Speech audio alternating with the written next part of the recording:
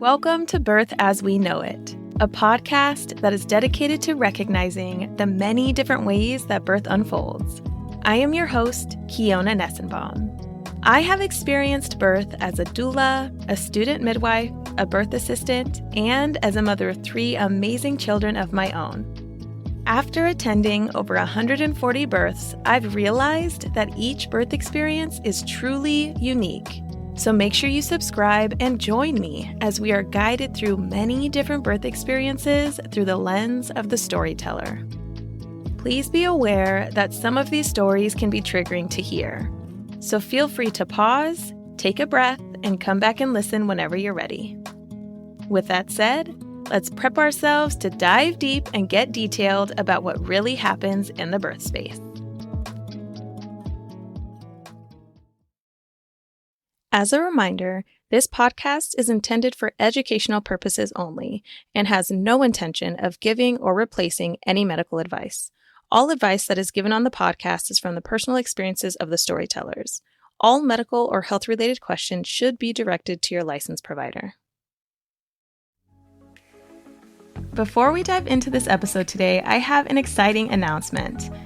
Your girl, Kiona Nessenbaum, is back in the birth space as a birth doula. So if you are local to the greater Seattle area and in need of some birth doula support, please reach out. I would love to support you as you transition into parenthood. To learn more about this service, you can go to birthasweknowitpodcast.com/doula.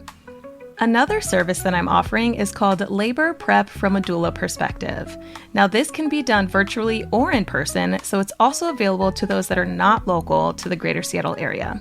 What this is a 2-hour info session where you and I connect and talk about the best ways to prep for your labor and to inform you of what your options are. We also touch on how you can cope throughout labor, how partners can support you as you are laboring, and we touch on postpartum. So if you want to learn more about this service, go to birthasweknowitpodcast.com/labor prep. All right, let's dive into this episode. Hello, everybody, and welcome back to the Birth As We Know It podcast. Today, I'm excited to have on Genesis Holguin. She's here to talk to us today about the birth of her son, Giovanni. So welcome, Genesis. Thank you so much for coming on today. Thank you for having me. Yes, I'm so excited to just dive into this, and we're just going to dive right into the very beginning. So talk to me about what the conception process was like with Giovanni. Yeah, so me and my husband had spent a year apart prior to getting pregnant. My husband's in the Space Force, so he was overseas in Qatar, and I was in Colorado living with my in-laws during that time. And we had discussion if we wanted to have kids when he came back or not. And when he came back, I had already been off birth control. So we were like, well, if it happens, it happens. So be it. And it happened right away. So he came back mid-December and I found out I was pregnant like January 3rd. It was funny because I feel like he already knew I was pregnant because we were going to a bunch of sporting events. And each time we would go to a sporting event, I was needing to use the bathroom. And he made a comment like, how am I supposed to travel to California? Because we were getting ready to move to California. And he's like, how are you supposed to travel to California if you keep using the bathroom? Like, you're peeing so much. He's like, I can't even imagine you being pregnant and having to pee, not knowing I was actually pregnant. Once he made that comment, I was like, like, I haven't started my period. And I was like, you know what? I'm just going to give it like 2 more days. If I don't start it in 2 more days, I'm going to take a test. Because I would track my period and I was late, but I was like, sometimes it like ranges. Then one morning I woke up and I was like, I still haven't gotten it. And my husband was still asleep. So I told him, hey, I'm going to go get Starbucks. And he was like, oh yeah, like, give me this drink. And I was like, okay. But in reality, I like went to go get a pregnancy test because I had pregnancy tests, but it had the line strips and the line was so faint. I didn't know to believe it or not. So I was like, I need one that says pregnant. So I went to the store. I like felt so embarrassed because they have them locked up. So I'm like, can I get a pregnancy test? So I get the Starbucks, of course, go home, take the pregnancy test, and sure enough, it says pregnant. And I'm like, oh my goodness, like, how am I going to tell him? So later on that day, he was asking me about like our finances and like paying off a car because we had just bought a brand new car the week before. And he was like, should we just like pay it off? Like we have enough. And I was like, hold on. And so I told him and he was like, now I know why you're telling me to hold on. And he made me take like 3 more pregnancy tests because he could not believe it. And since we're military, I have to go onto base to get a pregnancy test to confirm that I'm pregnant so I could get a referral. And at that time we were in Colorado. So we went onto the base.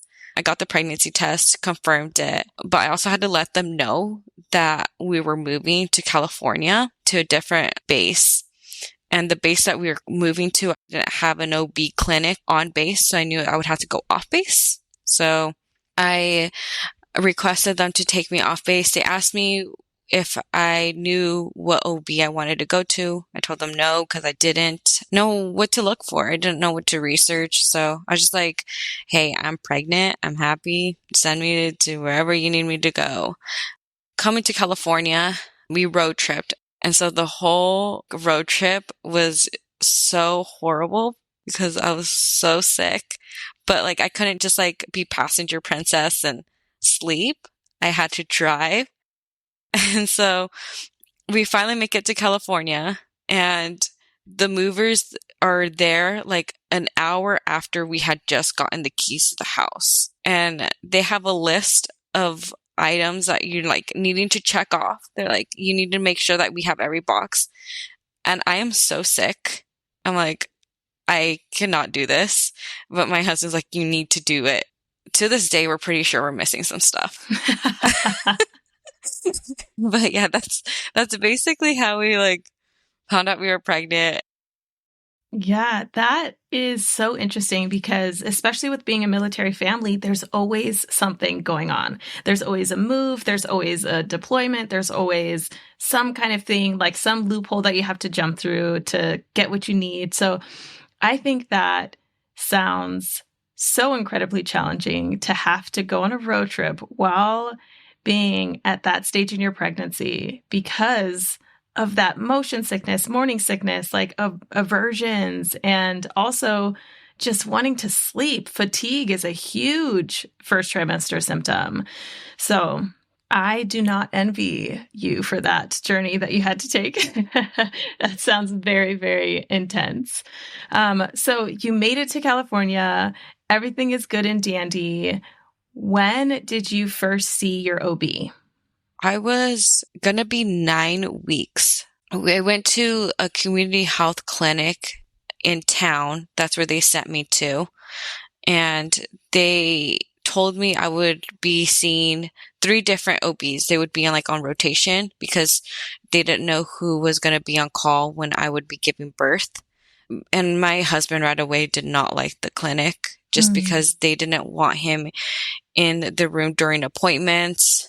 And then we would get there on time and they would take like an hour to get us back. And I understand it's a community health center. They're servicing a huge group of people. So they're constantly busy. And it was just overall frustrating because we were trying to work around my work schedule and his work schedule.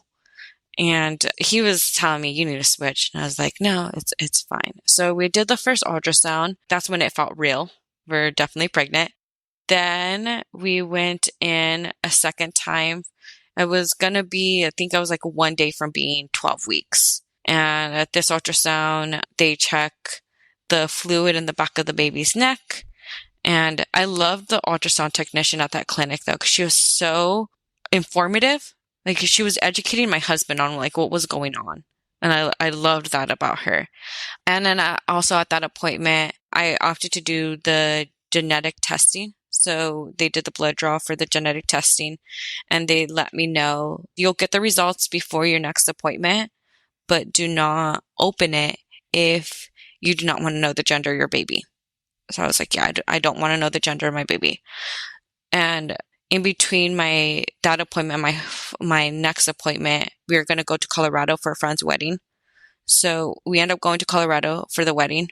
And during the reception, I get the email that the results are in. And so I look at my husband like, the results are in. And my friend, I told her, hey, can you check the results for us? You just want to know that the baby's healthy. We do not want to know the gender. So you're going to be the only person that knows the gender. And she's like, okay.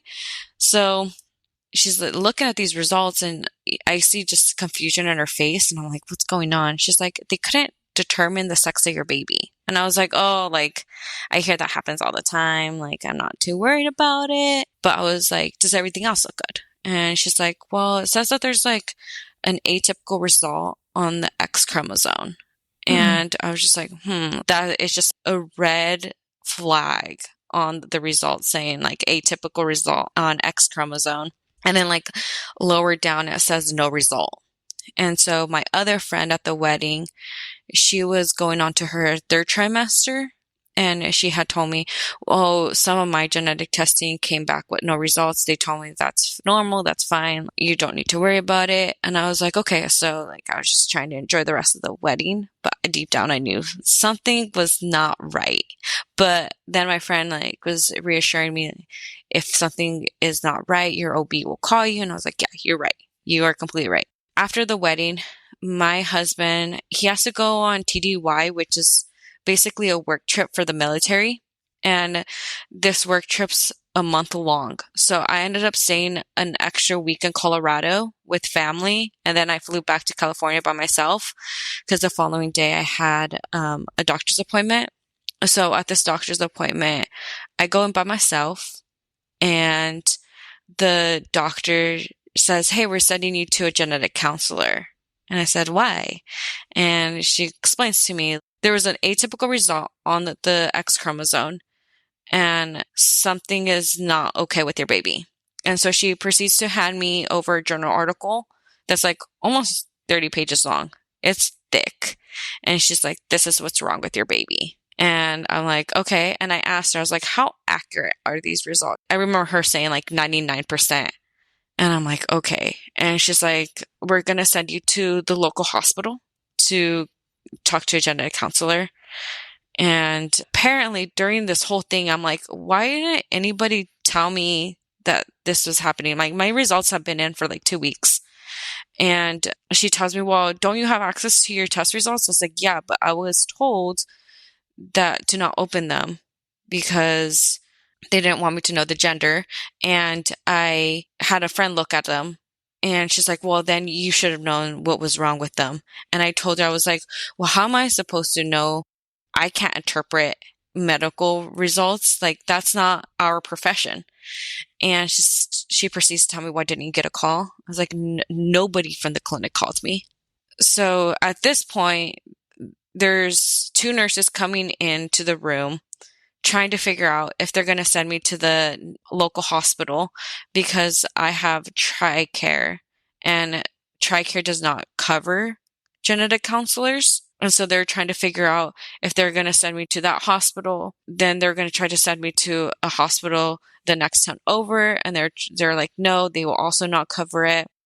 So then they were like, okay, let's send you over to LA.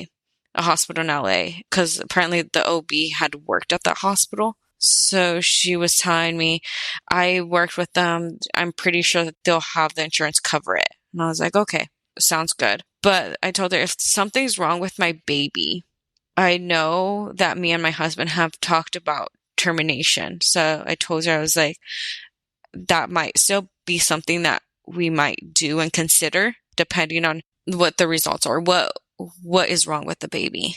She goes, well, most likely you will need an amnio. And at that point, I didn't know what an amnio was. So she told me about it and I told her, well, my husband's gone. So if I get an amnio, am I going to be able to drive back by myself? She's like, oh no, like you're going to have to probably stay there. You're probably going to have to get a hotel and everything. And I'm like, okay. She's like, I'll work with your insurance. I'll call them. I was like, perfect. Thank you. Then like later on that week, the local hospital calls me And they're like, yeah, your OB had already sent over a referral. So we're just following up, seeing if you do want to see us or not. And I told them, I was explaining to them the whole situation about the insurance not covering it. They informed me that, yeah, the insurance won't cover for the genetic counselor. So it would be out of pocket and it would be like $250. So I was like, well, $250, I'm going to be spending that on gas, going down to LA, getting a hotel. During that phone call, I just like made the decision of like making an appointment with them. I'm going to pay out of pocket.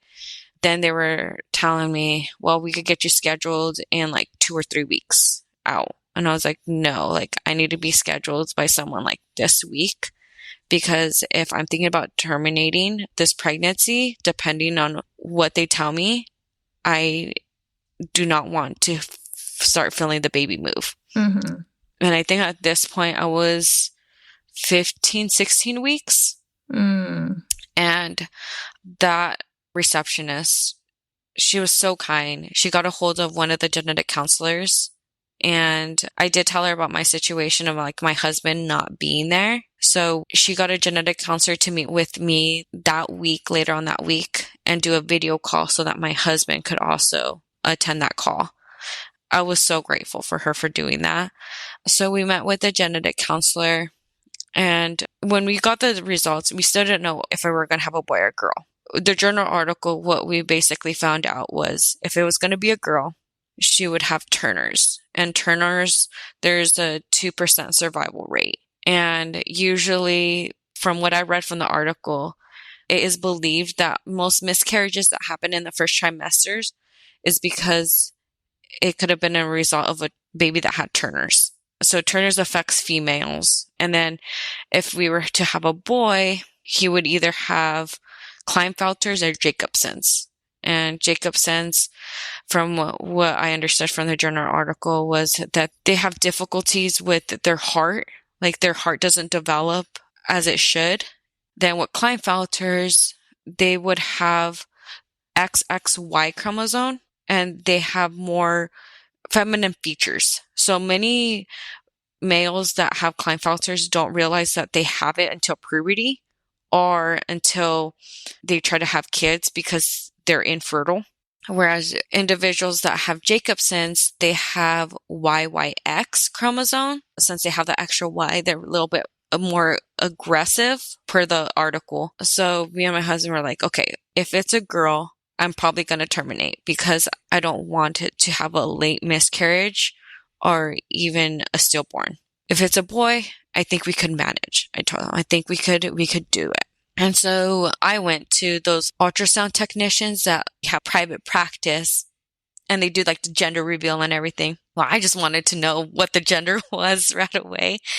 And that's how we found out that we were having a boy. So we went to the genetic counselor.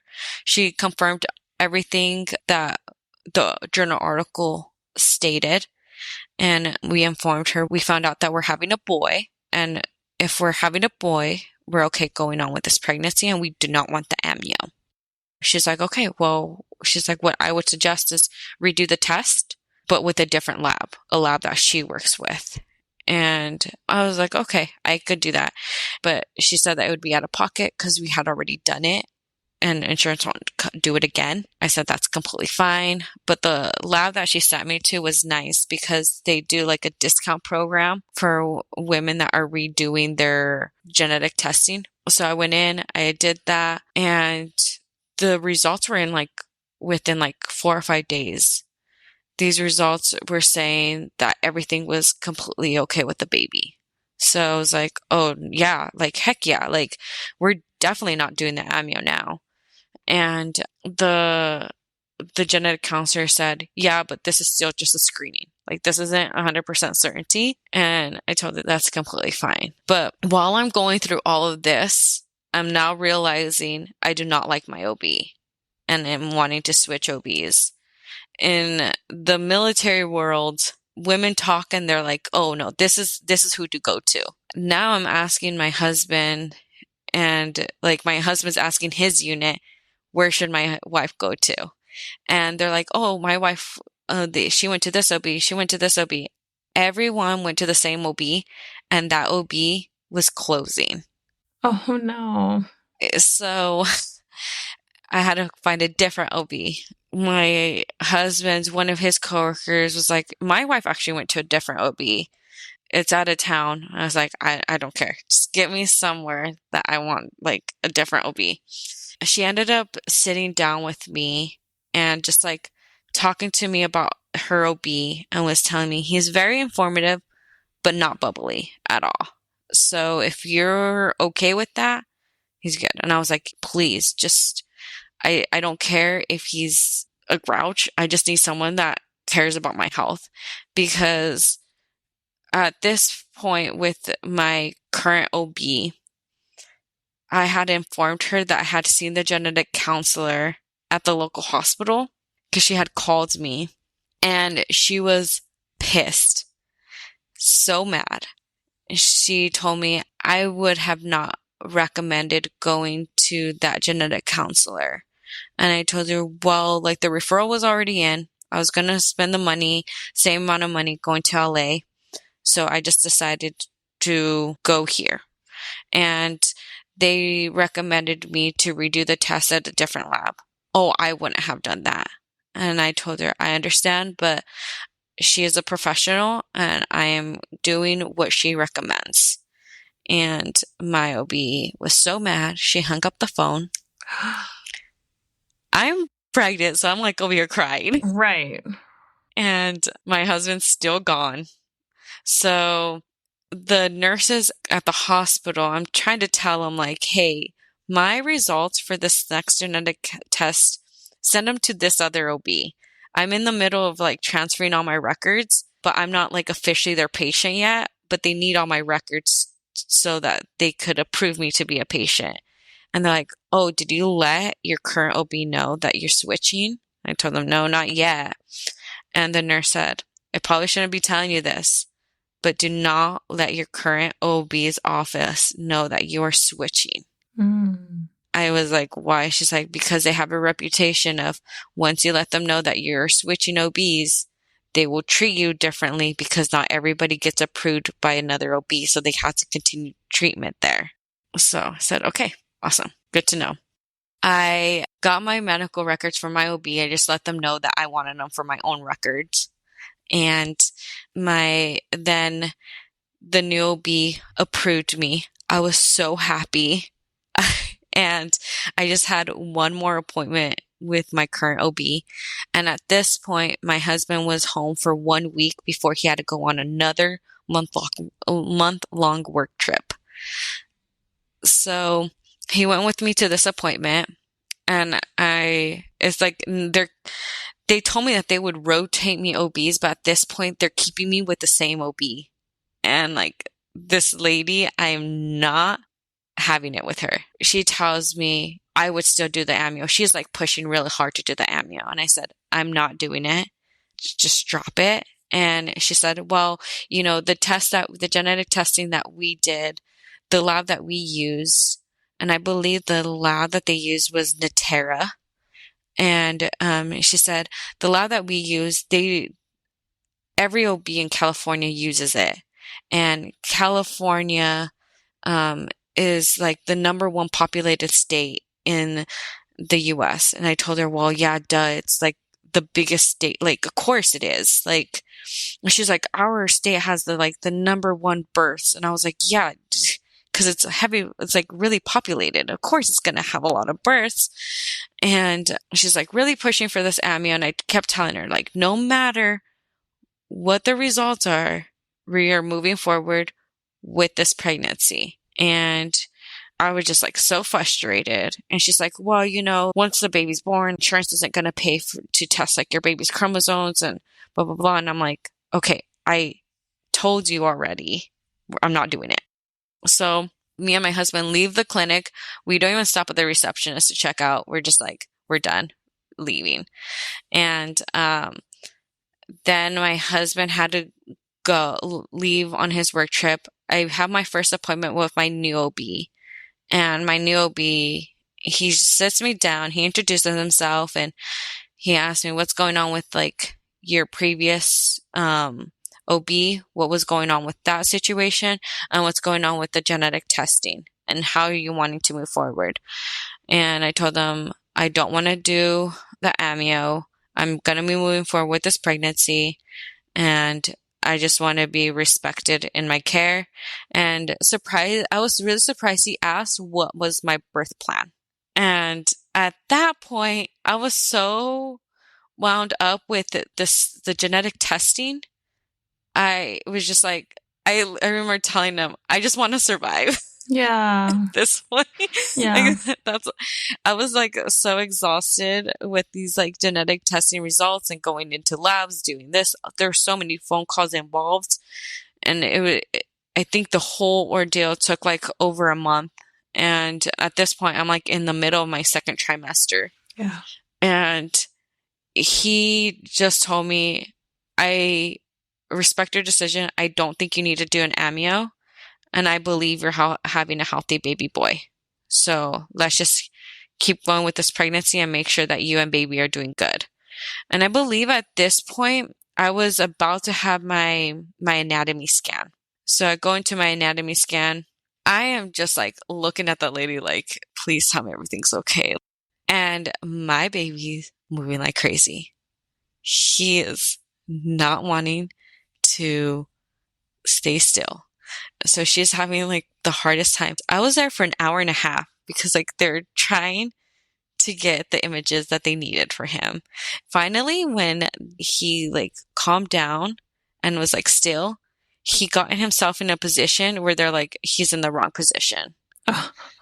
So I was like, okay. So then they had me move. And I was like, oh my God, I cannot believe this is happening. They told me everything looks good. And the doctor told me, do you want to do an amnio? And I told her, no, I'm not doing an amnio. I'm going to move on with this pregnancy no matter what. And she said, okay, I agree with you. There's no point of putting you at risk if you're just going to move forward with this pregnancy. I was like, perfect, good, moving forward. But she and my OB did want me to do a growth scan at 30 weeks just to make sure everything was still okay, developing okay. So I'm moving forward with my pregnancy. At this point, my husband has come back, and then my growth scan appointment comes up, and I'm jitters. I'm just like, I'm hope everything's okay. And during this whole experience, we have not told family. We haven't really told any friends. And so it's just like me and my husband going through this basically all alone. Right. And my husband was gone for most of my pregnancy. I work from home. So like I literally had nobody. We had just moved to the area. So even though I had met some military spouses, I wasn't close with them. But some of them knew what was going on, especially since my husband had to like tell his supervisor, like, hey, like Janice is going through this. I might want to come home. And his supervisor was super nice and was like, if you need to come home early from this work trip, you can. Like, we'll try to figure everything out. And he was the husband of the wife that referred me to my OB that I loved. So, and they were super nice. Like, I remember her sitting down with me, just like talking to me. And then there's like other military spouses that were telling me like, I could go to appointments with you. Oh, that's so nice. It was so nice. But I was like, I do not know you like that. To be comfortable to come with me to those appointments.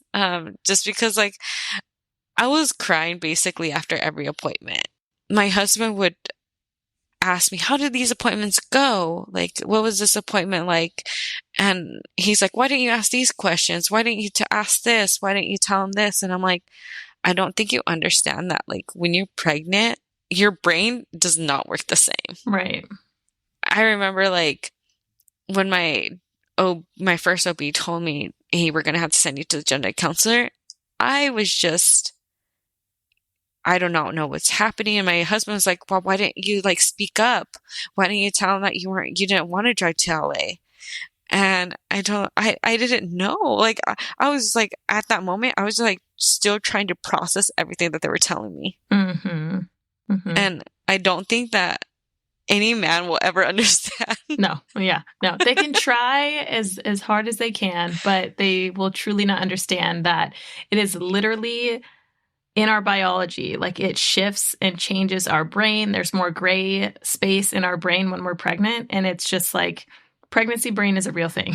So, yeah. No, literally. And so, yeah, I was just at this point at my like third trimester, going into the growth scan, we found out everything still looks good. Like, awesome. That made me so happy. And now my OB is telling me, how do you want your birth to go? And I love this guy.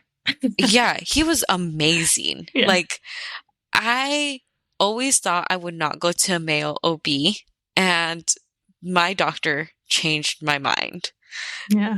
He was so great. The practice that he works in, it's a family practice, so it's him and his dad. I had some appointments with his dad, but it was mainly with the son.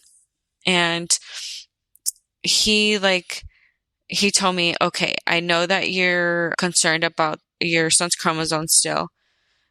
So he told me, once you get to the hospital, let them know that you are wanting to do chromosome testing on the umbilical cord blood for your son, so they know what test to order.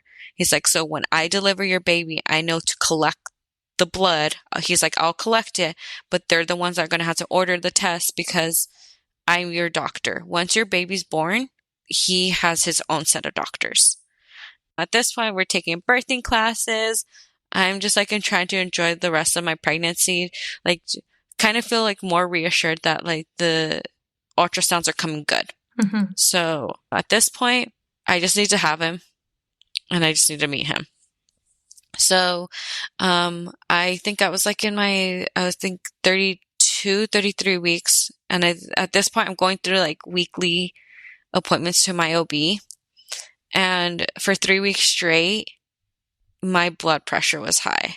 And so he started to get concerned because I think the first 2 times I had the appointment with his dad, and his dad was like telling me, his dad was really nice, but he was not my favorite. He was very like old school. I'm pretty sure he's like ready to retire. Yeah. So he's just like, I'm just getting through each day. Right. And so he sees I have high blood pressure, but he still checks like, are you swollen? Like asking me all the questions to see if I have preeclampsia, and everything's no.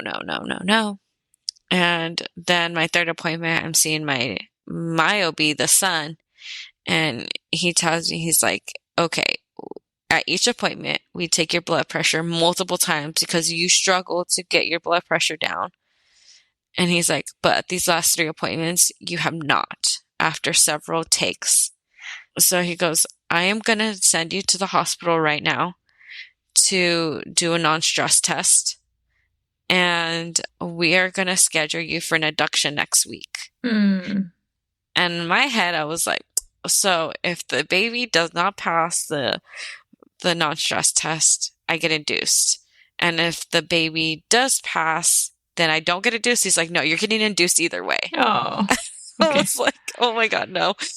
And, and it's a day where I'm working. Like, I made this appointment during my lunch hour. So then after that, I had to call my boss and be like, yeah, I'm not continuing the work day. Like, I'm going to the hospital.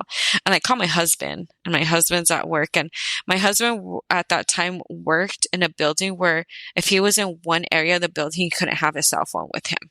So I call his cell phone. He's not answering, but he gave me his work number. So I call his work number, and he said the moment he heard that phone ring, he knew it was me because nobody calls that phone number. And he knew I had a doctor's appointment. So he was like panicked. Right. And he calls me back. And during this time, I'm also like calling like our other friend that lives on base. And it's like, your husband works in the other building next to my husband. Like, can you like try to communicate that? But she also didn't answer. So I was like, okay, you know what? Forget this. Like, I'm just going to go to the hospital and figure this out. And at this point, I don't even really have hospital bags packed. We don't even like, I think we like had barely put in the car seat, but it wasn't like properly installed yet. Right. Yeah, it was a mess. And so my husband finally calls me back. I'm like 5 minutes away from the hospital, and I'm like, yeah, I'm going to do a non-stress test, but I'm going to get induced next week. And he is not comprehending that if I don't pass the non-stress test, that I'm going to get induced today. So he's just like, oh, okay, well, I'll just figure some stuff out with work.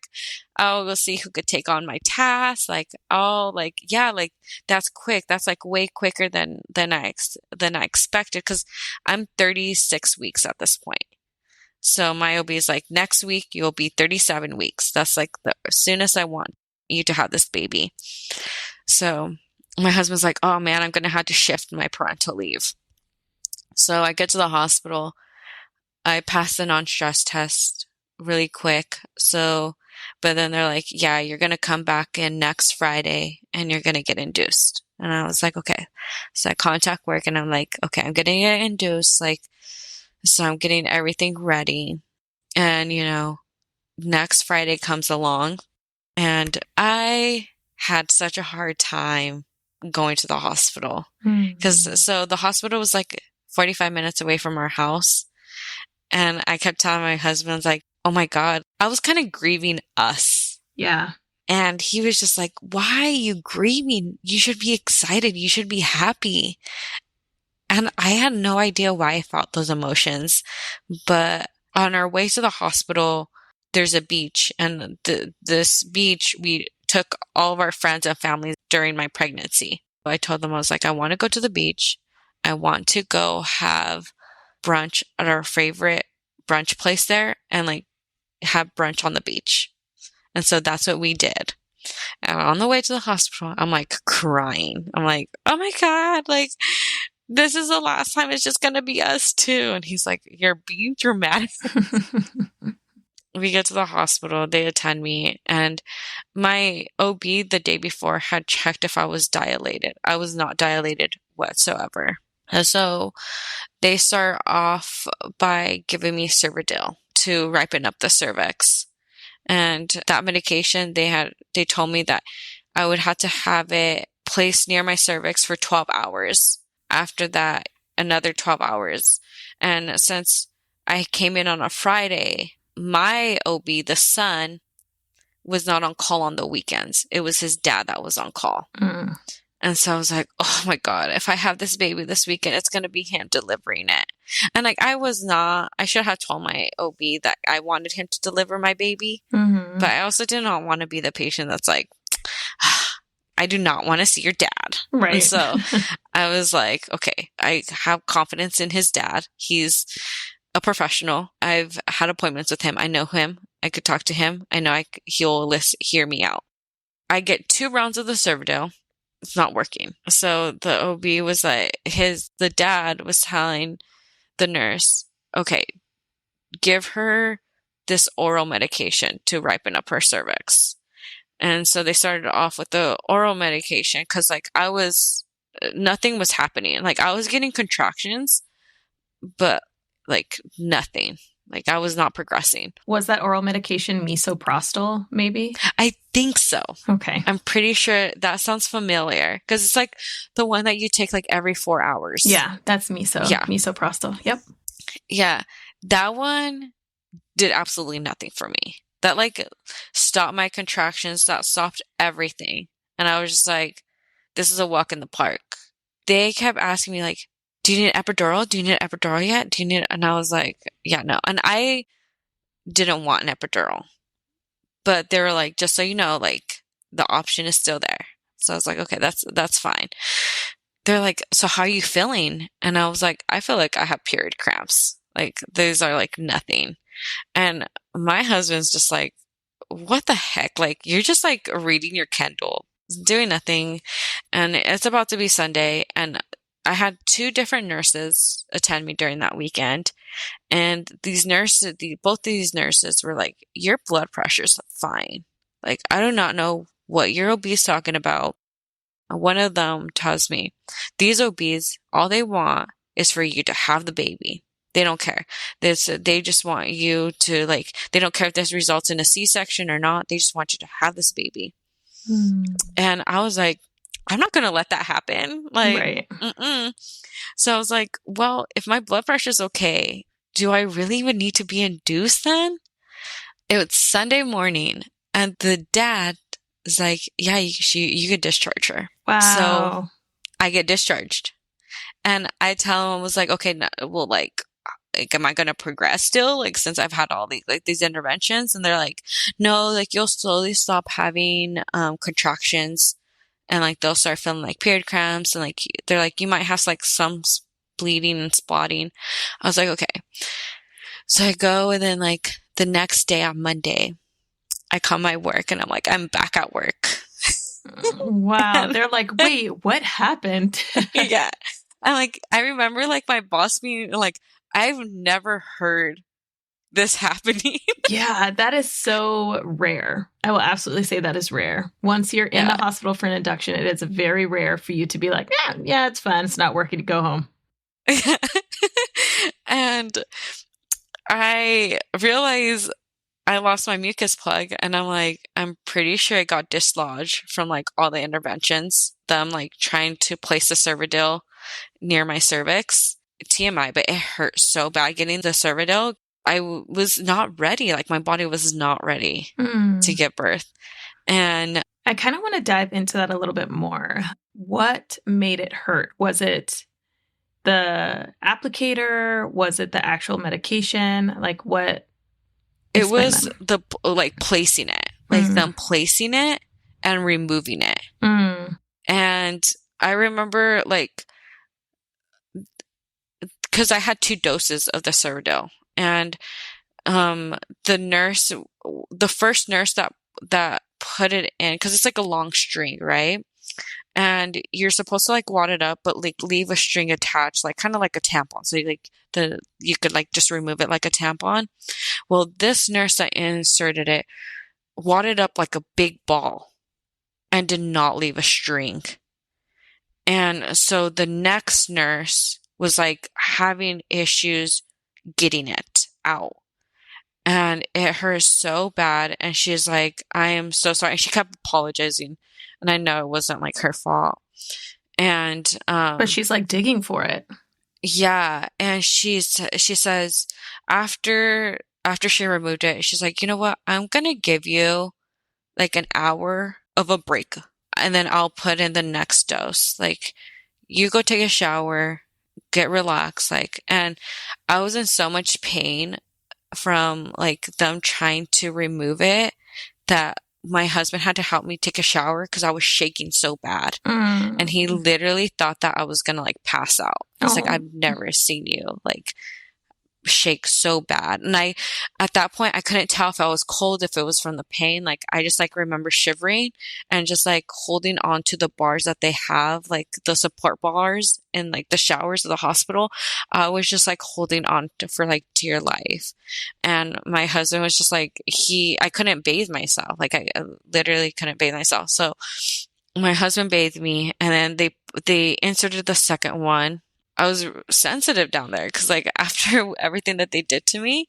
So she made sure that there was a string so that they could easily remove it. Right. That was pretty traumatic. Like, I remember just hating that part. And I remember them asking, like, if I wanted a third dose. And I was like, no. Very quickly. I do not want a third dose. Yeah. Like, this is hurting. And I think that medication, like Cervidil, I didn't dilate at all. At all. And with the oral pill, I think it got me 1 centimeter dilated. Barely. Yeah. And I was like, oh my God, I've been here for 3 days. Right. And so when I called my OB telling them that, like, oh, my mucus plug dislodged, and I was like, oh man, maybe I could have him naturally. Like I was like kind of like excited. And the reception's like, okay, I'll let the doctor know. My OB, the son, was back because it was Monday, and he calls me and he's like, why did you leave the hospital? I was like, oh, what? Your dad said it was fine. He was like, I need you to go back and like have this baby. He's like, I'm okay with you spending like a few days at home, but he's like, I really need you to have this baby because I'm concerned for your health. And I was like, well, my blood pressure was fine. He's like, I know that it was fine at the hospital because you were relaxed. You were just laying down. He's like, but I know you're not doing that at home. I was like, okay, yeah, you're right. He's like, I'm going to call the hospital and see if they have room for you later on this week. And I was like, perfect. So he calls me like a little bit later and he tells me, can you come in tonight at 7? Oh. And I'm like, oh my God. So I was like, yeah, I'm okay. I'll go in tonight at 7. I contact work again. I'm like, never mind. I am gonna try to have this baby. I had to repack the hospital bag. And then I tell Miguel, I was like, my husband's name is Miguel, and I'm like, am I gonna have these big emotions driving back to the hospital again like I did the first time? Yeah. I'm like trying to like control myself. No, you're gonna just like have to get through it. So we get to the hospital, and this time they're gonna try to do the balloon, and my OB was there because his dad isn't well experienced with the inserting the balloon, so he will do it, but he prefers not to do it. So my OB, he was like, I'm gonna do it, and it did not go well. It was just like painful, and he was just like, you are in too much pain. I do not want to continue this for you. And if it wasn't from him stopping, I probably would have been like, okay, try again. But he was just like, no, you're done. My husband, because my husband held my hand, my right hand, and the nurse held my left hand. And before the procedure happened, the nurse had brought me orange juice and placed it on the table next to my husband. I was in like so much pain, kind of like don't really like remember everything that happened. But my husband said that at one point he let go of my hand and like sat down real quick and drank my juice because there was so much blood. He's like, I was getting lightheaded. He's like, I could not believe they did that to you without any medication. And they used a table that was like in our room. And my husband said that there's just like a stack of bloody tissues on that table.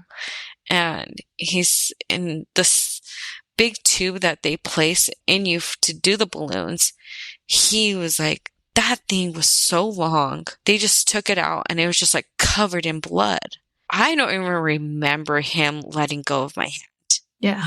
And so my doctor's like, yeah, this isn't working. Because each time they were able to place it, but each time they would fill up the balloon, I was like, no, it hurts, it hurts, it hurts. And he's like, we're barely even filling it up. After that, we decided to go to Pitocin. They like do it in levels. So every like 30 to like an hour, they like bump you up a level or so.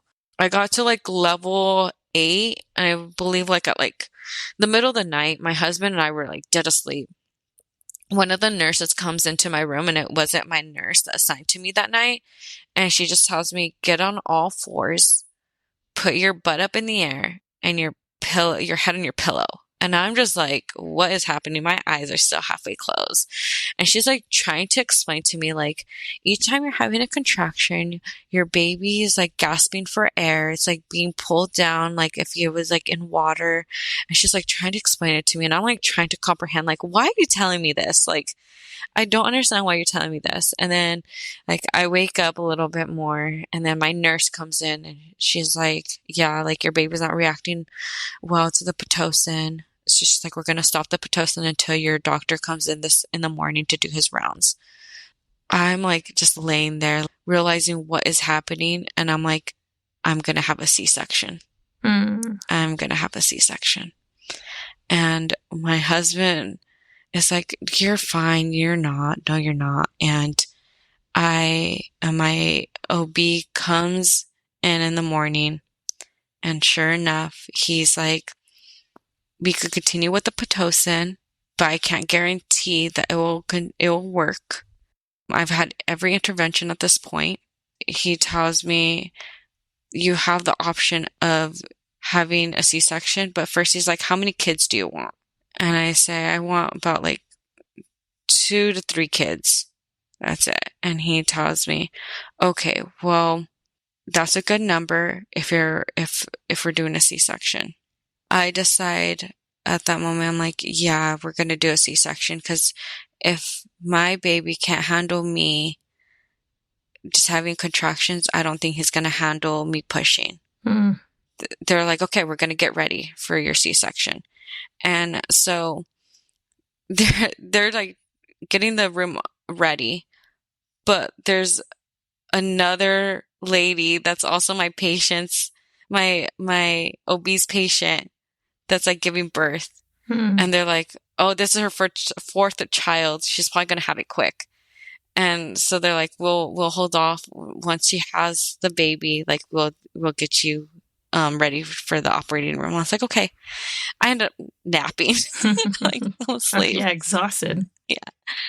Sure enough, go to the operating room, and they collect the blood of my baby's umbilical cord.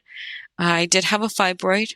My doctor removed it, and seeing my son, it was so amazing. I wanted to see my placenta, but I didn't get to. But my OB did inform me during the removal of my placenta that it was calcified. He later explained to me that that's a symptom of hypertension. And then I think that's like basically everything that happened with the C-section. It was super quick. I also ended up throwing up during my C-section. Oh, yeah. Yeah. Like, they put my baby on my chest, and I was so happy, and he was like latching right away.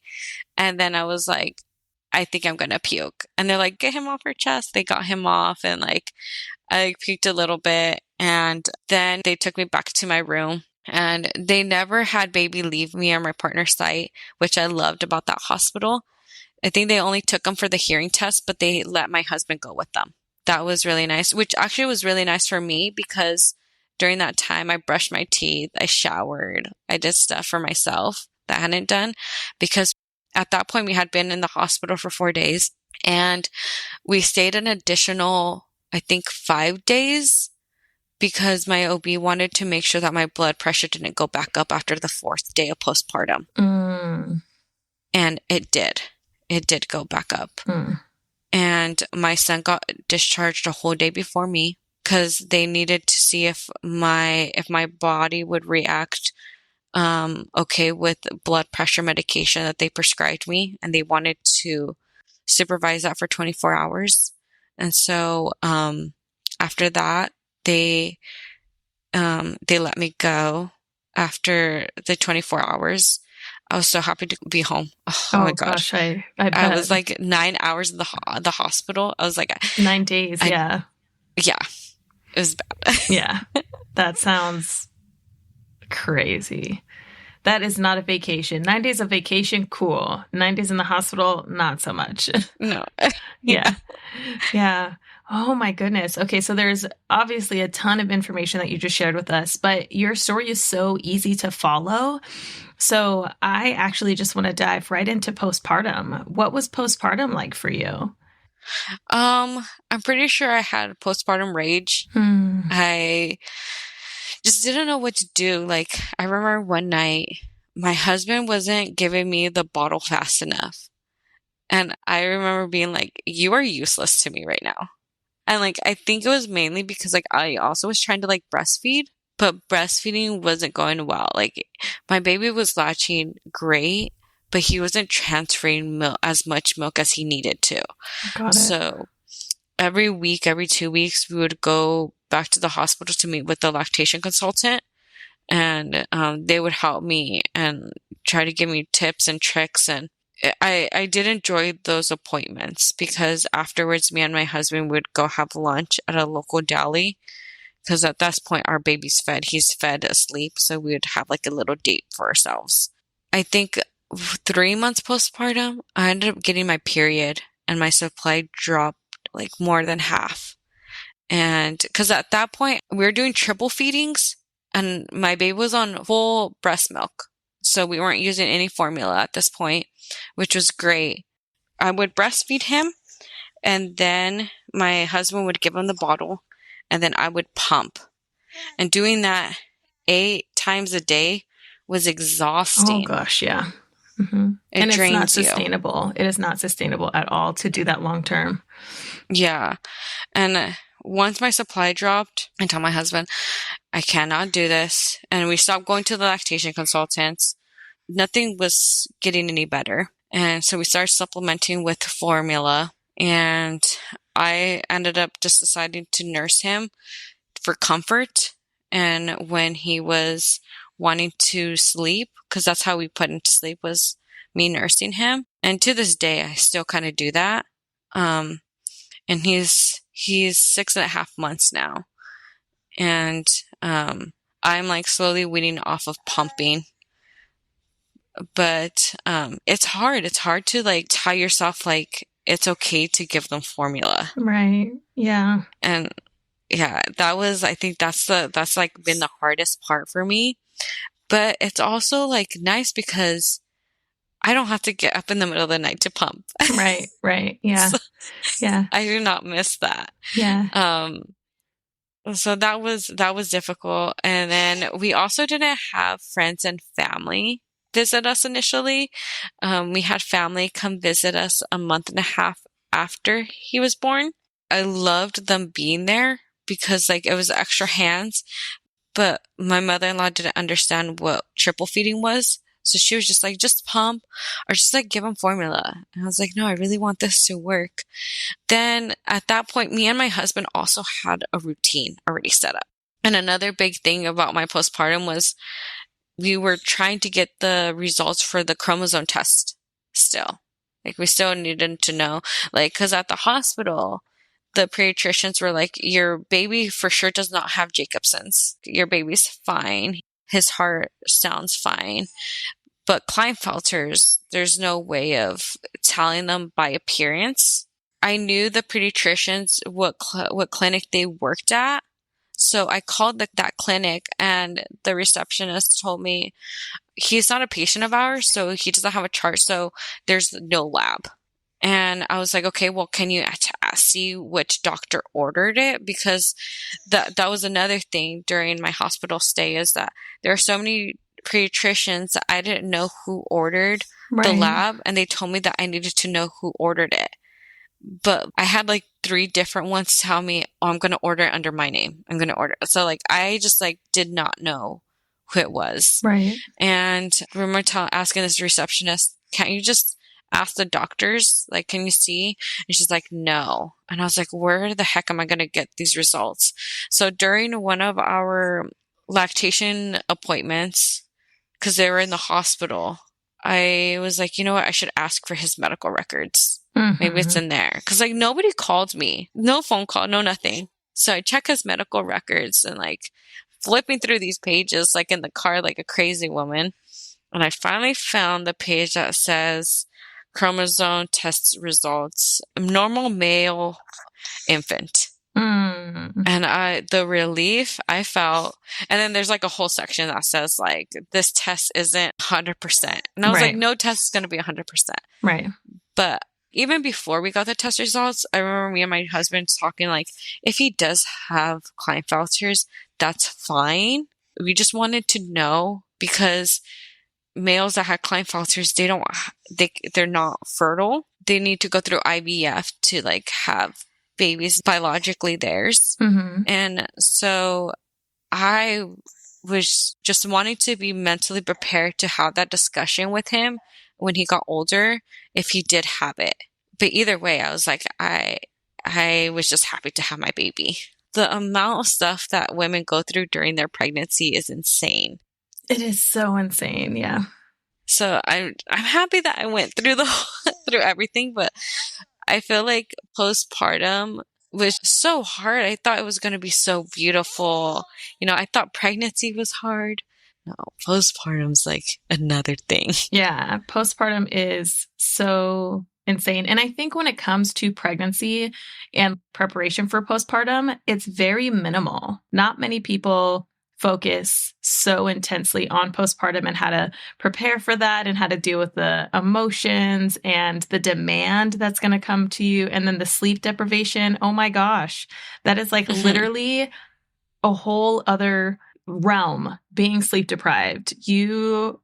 Nobody talks, I've mentioned this on my podcast in the past, but nobody talks about how close to death you are when you're sleep deprived. Like you're literally surviving on 2 hours of broken sleep in 15 and 30-minute chunks in a 24-hour period.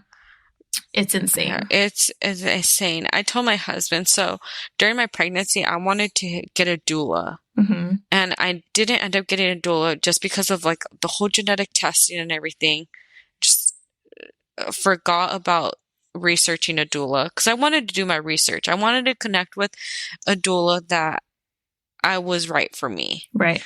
And then with TRICARE, not a lot of doulas take our TRICARE in our area. So I was also researching that. But with like the genetic testing, my whole focus went onto the genetic testing. Right. I completely forgot about the doulas. So I told my husband, with baby number 2, I'm getting a postpartum doula. Yes. Mm-hmm. Yeah, postpartum doulas are so important. And I just actively started doing postpartum work like alone outside of like birth doula work. And man, the need is so vast. The need is so vast. So yes, that's absolutely needed in the postpartum time. Yeah. So just to clarify for the listeners, you went through all of this with your pregnancy and genetic testing and all of the kind of like fear mongering with your first OB to get the amniocentesis, get the amnio to like decide. But you followed your gut and your intuition, switched providers, and now you have a healthy baby boy. Yeah. Yeah. You know, it's like so crazy. I always thought like, well, I'm going to follow science. I'm going to get the amnio. I'm going to get all this stuff done. But once it happens, once you're in it, it's a different game. Right. Mm-hmm. Because it's literally making decisions that determine life or death. Right. Yeah. So it's like you have to advocate for yourself, and you could be going with one provider and get one result. And I really like the fact that the genetic clinic provider used a different lab, because that makes such a big difference in like the process of evaluation. So I think that was a really good choice. Yeah, I'm happy with the turnout, and I tell my husband, I'm like, if you could extend your stay here in California on this base, I'm 100% okay with it, just so that I could have the same OB. Right. Awesome. Yeah. Yes, for sure. Well, Genesis, it has been beautiful talking with you. I just have 3 final closing questions for you. Do you feel ready for those? Yeah. Okay, awesome. So my first question is, what is one piece of advice that you would give to all pregnant people to prepare for labor, birth, and postpartum? I would say do your research on your doctor. I think if I would have done my research in the beginning rather than just telling them to make the referral for whatever OB, I would have had a better experience. Yeah. And then also to piggyback off that, I would say to do what you did and consider changing providers if you're not happy with your provider. Yeah, that was something I didn't picture myself doing at all. Right. And then you did. And from the sounds of it, it was a good choice. Oh, yeah. Yeah. So my second question is, what is one resource that I can share with my listeners on your behalf? I would probably say, I don't have just one. I would say read pregnancy and baby books. Yes. Because as a first-time mom, I didn't know what pregnancy entailed. I didn't know what these appointments were. Nobody told me, oh, at this appointment, we're going to do this. At this appointment, we're going to do this. I just like showed up and they're like, oh, today we're going to do group B testing. Right. But I was kind of prepared because I remember reading books that would go like week by week telling me what to expect at each appointment. Yeah. I think that's such a great thing to mention. And now with apps, they also have similar things to where they kind of tell you what to expect, but it's more geared towards like the size of your baby. But they do have some articles in like the further resources or further education portions of these apps. But the books are the steady and true way to go for sure. Yeah. And so I just have one final closing question for you. And that question is, if you could describe your birth with just one word, what would it be? You know, I knew you were going to ask me this because I listened to this podcast my whole pregnancy. And I asked my husband this question. Really? To get his word. Okay. So his word is exciting. Okay. My word would be overwhelming. Because I was overwhelmed by the fact that I didn't get the birth I wanted.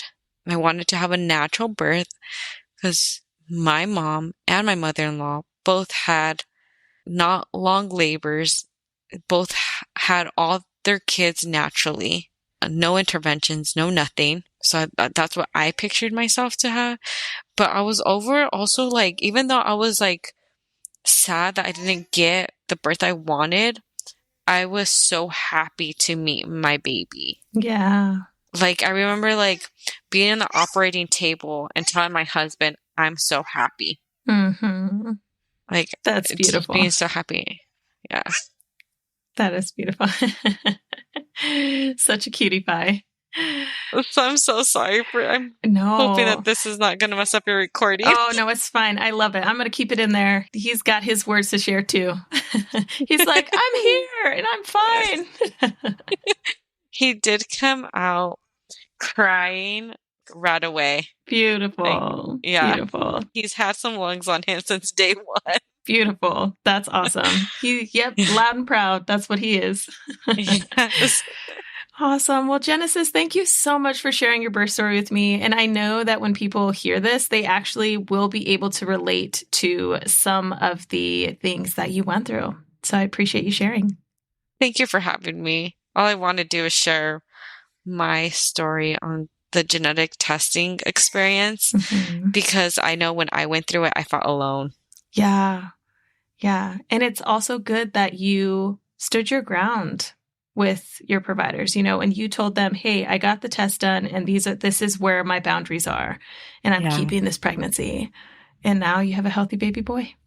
Yeah, I know. It's crazy. It is. It's great though. It's great. He's such a cutie. Thank you. Thank you so much.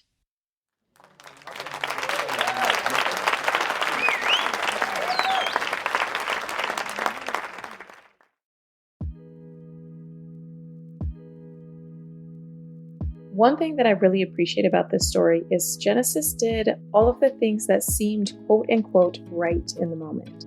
And she did everything that she needed. She did the genetic testing, and then the doctors were the ones that made the mistake. And that's not a bad thing. Doctors are humans too, but it really put Genesis and her family through so many ups and downs to decide whether or not they were going to keep this pregnancy.